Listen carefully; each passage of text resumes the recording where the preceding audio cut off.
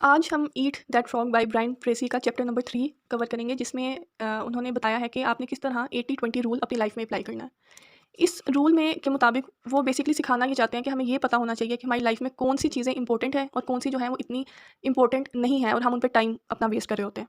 80-20 rule में वो कहते हैं कि 20% हमारे काम ऐसे होते हैं जिससे हमें 80% रिजल्ट्स मिलते हैं। ठीक है, 2-4 काम ऐसे होते हैं जो जिनको अगर हम अच्छी तरह करें तो 80% हमारे मसले हल हो जाएंगे।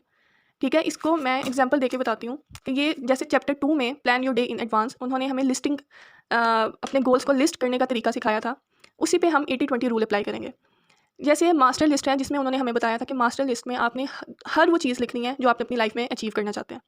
ठीक है, हम अब इस पे अपना 80-20 रूल अप्लाई करेंगे कि 20% काम ऐसे होंगे जिससे मेरे 80% रिजल्ट्स आएंगे। तो इसमें मुझे पता है कि अगर मैं कम्युनिकेशन स्किल्स और जीआरई एग्ज़ाम, ठीक है, अगर मैं इन 2 चीज़ों पे ध्यान देती हूँ तो मेरे बाकी जो 80% मेरे गोल्स हैं वो अचीव हो जाएंगे, जिसमें वर्ल्ड टूर आ जाता है, ड्राइविंग आ जाती है, फाइनेंशियल इंडिपेंडेंस आ जाती है। ठीक है, 2-4 और इस तरह के काम आ जाते हैं।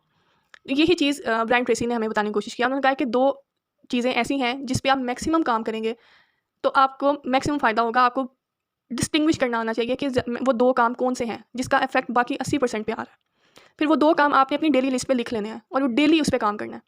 जैसे मैंने डेली लिस्ट में मैथ्स लिखा है, वोकैबुलरी लिखा है, ये मेरे जीआरई एग्जाम पास करने में भी हेल्प करेंगे। ठीक है, मैथ्स आपकी थिंकिंग एबिलिटी को बहुत ज़्यादा एनहांस करता है। ठीक है, वोकैबुलरी आपकी कम्युनिकेशन में बहुत काम आती है। ठीक है, तो ये चीज़ें मेरी प्रायोरिटी में ये जो 20% वाली है उसमें ये 2 काम है और इन्हीं 2 चीज़ों से मैं 80% फ़ायदे अपने लिए हासिल करूँगी। तो आपको सिर्फ ये एक काम करना है कि आपको आइडेंटिफाई करना आना चाहिए कि आपके लिए कौन से काम इंपॉर्टेंट है ज़्यादा और कौन से अनइम्पॉर्टेंट है। एक लिस्ट बनाएं, ये इम्पोर्टेंट और ये अनइम्पॉर्टेंट। ठीक है, और जो आपकी मास्टर लिस्ट पे आपने हर चीज़ लिखी है, जो अपने गोल्स लिखे हैं, उनको फिर इसमें सॉर्ट आउट करना शुरू करें। ठीक है, आपने मास्टर लिस्ट में कोई 5-6 गोल्स लिखे, अब उसमें से देखें कि ज़्यादा इंपॉर्टेंट कौन से हैं।